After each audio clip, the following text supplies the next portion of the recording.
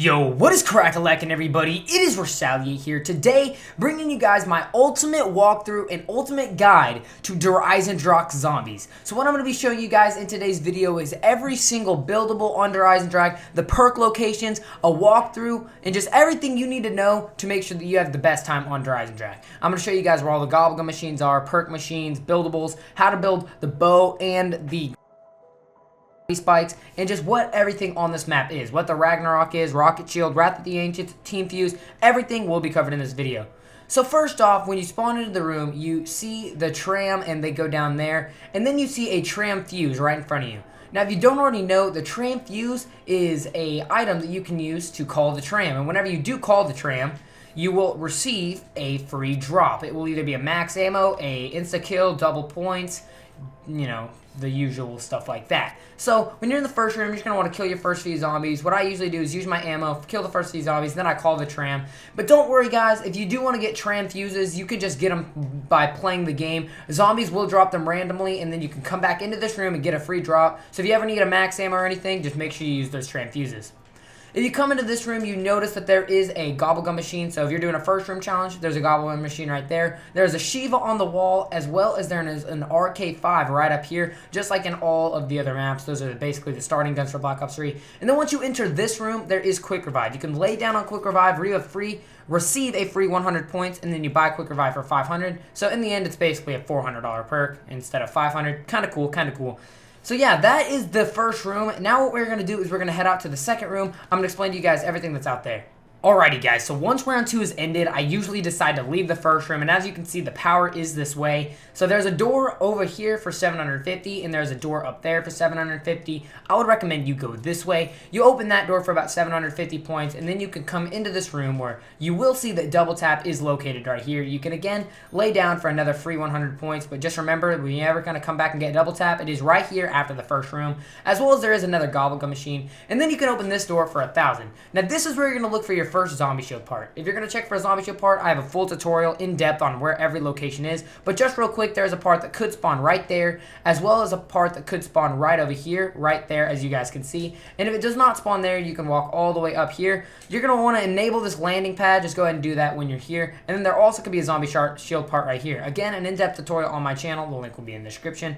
And once you're in here, there's really not too much, but there is something very important. First off, the box 50% of the time will spawn right here, and then you've got your first dragon head. Now, if you don't already know, the dragon heads are just like the heads from the dogs, like in Mob of the Dead, where you basically just need to kill a few zombies next to them, and then they are good to go. So this guy is going to come out like this. You're going to kill a few zombies next to him, and that is going to be the first step in getting your ancient bow, or the Wrath of the Ancients bow. So basically, we're going to kill about 8 or 9 zombies around this guy, let him eat them up, and then we'll be done.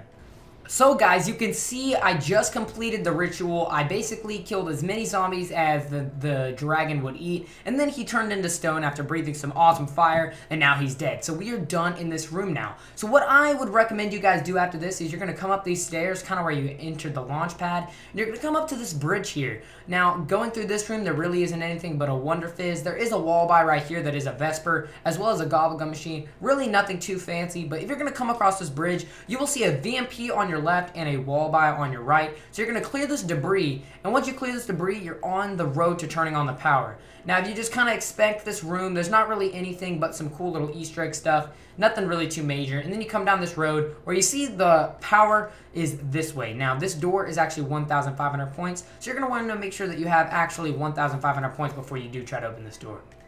Alrighty guys, so as y'all can see, we have our 515, same thing, points, and we walk into this door, and there is a HVK right here on the wall, a barrier, a gobblegum machine, and the power points this way. There's also a door here that enters in there. We will be going in there later, but for now, let's go to the power. Now you walk into this door, and right here on your right, you see stamina, and right here on your left, you see the Bowie knife. Now, I haven't actually bought the Bowie knife yet, but, you know, you can buy it if you would like. And once you turn the power on, everything turns on. These doors open, and you're good to go. You can walk out here to where on the right, you will see teleport the Pack-a-Punch. That is 1 and 2 of the steps you need to take to turn on the Pack-a-Punch. As well as there is some of the trap area. There is another launcher, and then down here, there is a launch pad, as well as a computer and a Wonder Fizz. Now, if you come through this door, there is a possible zombie shield location, and if you go down that hall, you can't enter the castle that we were looking at earlier. So what I'm going to do is I'm going to head back to where we originally were, and we're going to go back into the castle, which we don't have enough for, so we need to save up 1,500 points. But before we save up our 1,500 points, guys, we're going to show you guys this area. Now, if you come down here, it takes you down to one of the better training spots. This is one of the better training spots. I will get into a little more advanced of that later. There is a Kuda wall by, as well as there is a launcher right here. That's just a little example of what you guys can use on later on. And then if you come back up the stairs, then you can actually, well, if these zombies will let me, you can come back up these stairs, you can go down this hallway, and there's not really anything but a gobblegum machine, but there is another barrier that will enter you into the castle for a little bit less. But I would recommend you take the original route and just go by the gate. Either way, you'll probably end up opening them all. But, you know, just it's personal preference, whichever door you would personally like to open. So guys, it is round 4, so we're going to probably choose to either buy a weapon or hit the box. Now, I can do either. I almost have enough for a weapon off the wall, which is the Kuda, or I can hit the box. And so you guys are probably kind of curious on where we are headed and why we have not gotten Jug yet. But we're just going to head back to this door that I talked about earlier. This opens up the castle area. Now, the castle area has a free door that once you turn the power on, you can open. That's why we did choose to go to the power first. As well as this door opens once the power is on, which leads to Jug. And then you have your second dragon. Now, you guys can choose to do the dragon first, or you can choose to go down there first. I'm going to choose to do the dragon first. Once I complete the dragon, I will give you guys a little bit of an example of what is down there. So guys, while we are in this room, as you can tell, there is your second of 3 dragons. You also have speed cola and what looks to be a gramophone, but don't worry guys, you can't actually pick that gramophone up, sadly. But there is speed cola right there, and right here there is an M8A7 wall by. If you come up the stairs, there really isn't anything but a couple barriers that will let you, drop down, and a couple barriers that lead to the outside. Nothing really major except for a bunch of zombies chasing your ass. But then there is this room that we were at earlier, and then, just a bunch of zombies in general. Boom, shaka boom, guys. We did complete the dragon ritual, so that is 2 of our 3 dragon rituals complete, as well as we have 2 rocket ship parts. So what you're going to want to do now is just head down that stairway where you're going to see that 2 have been completed, because this is where you're going to pick up your bow and arrow. You'll see a dead guy there. Then you're going to head down these stairs, guys, to where you are going to see a little bit more of an open room. You're going to see a pyramid, 3 or 4 of these guys sitting there, and you're the last dragon.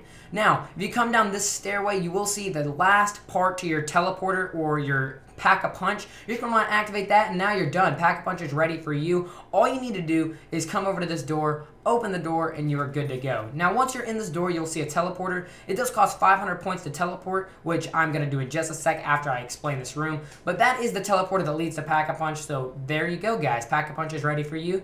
And then there's 2 more doors down here. There's this door that leads to the outside, or the Juggernog area, which leads to the starting room, which you couldn't actually open earlier. Then there's Juggernog right here, guys. So for all you guys who have been worried this whole time about Juggernog, there it is, as well as a KN44 wall by. Now, if you go through this part, you will come back to the first room where Quick Revive was, right over there. And yeah, this was not an actual openable door because you had to use the power, but just kind of a cool little area how it all connects. Now, this door down here is really just going to lead back to the top, just another route to get out. Basically the same thing, but just another route for you guys. Now, what you're going to want to do is you're going to want to come up to these little pyramid areas, and you're going to want to stand on these pedestals. By doing this, the lights will turn blue, and if you stand on it long enough, they will turn blue like that. And once you have turned on all 4, there will be some awesome anti-gravity in the room, and it's just kind of a cool feature that I will get into later. As well as your dragon, you can complete that whenever you feel necessary. But what we're going to do is we're going to head over to the Pack-a-Punch. Now, when we get into this room, it costs 500 points to teleport, and we teleport to the Pack-a-Punch area. Now, when we get to that Pack-a-Punch area, you're going to be very cool because you're going to see the video I made earlier that this area is accessible. So we've got a gobblegum machine, as well as we have got the rocket and just some awesome time. Now you guys are probably wondering, well, where's Pack-a-Punch? Right here, you just walk up and Pack-a-Punch builds itself. Very simple, a lot easier than Shadows of Evil, and Pack-a-Punch is done. Now, the cool thing about this map is, as you can see, there are 3 lights. Each light is a Pack-a-Punch location, and whichever one is lit is where the Pack-a-Punch is located, because every round, the Pack-a-Punch does switch locations from each location that you sent the Pack-a-Punch pieces from. So, in the past of the video, I showed you guys where all the pieces for the Pack-a-Punch were. Now, that's all you gotta do, is if the Pack-a-Punch isn't here, just look at the light, and it tells you exactly where you need to search for to get your Pack-a-Punch. So that is it for the Pack-a-Punch, and then as you see right here, there's a VMP, there is another launcher over there, and there are some trip mines right over there. Very simple, very easy, and that is really all you guys need to know about the Eisendrache map. Once you have completed your ritual for for your bow and arrow by just killing all the dragons. Well, actually, you don't kill the dragons. You kill the zombies near the dragons. You just go to the same spot that I said with the dead mummy guy. You can go right back through the teleporter here as soon as I can. But yeah, guys, you just teleport back. Once you have enough, you teleport back, and once you have completed your dragon rituals, which I'm not going to do because I don't want to keep you guys waiting, all you got to do is do the same thing, kill the zombies right near that dragon. Then all you got to do is walk up these stairs here, and right up these stairs you will see the bow sitting right there, and you know which ones you haven't completed because you will know because these will be lit or non-lit if you haven't completed the dragon. As you see, we've completed 2 dragons, therefore there's 1 left, and then there is a bow that will be sitting right there. Now, we're not going to go into the Ragnarok DG4 because there's a lot of tutorials on YouTube, and that's really not necessary for this tutorial, but that is really all you need to know about the Eisendrache map. If you're ready to go for some high rounds, go for it, guys. It's going to be a lot of fun. This is definitely a great map, and a really good strategy I found to use is just come to this area, you know, get your wonder weapons, get your bow and arrow, maybe get your DG4 if you want it, and then buy a Cuda or buy the Vesper. There's 2, a Cuda and there's a Vesper right here in the area, and you just train in here, get Blast Furnace, and you're good to go. So that is Eisendrache, guys. This is an ultimate guide to Eisendrache. If you guys did enjoy, be sure to smash a like, subscribe if you are new for more awesome videos like this, and yeah, I hope to see you guys on the leaderboard soon, because I know all you guys are probably the best players out there. And yeah, have a good time with Eisendrache like I am. Use this strategy well. Now you know the map, so I hope to see you guys next time. Adios.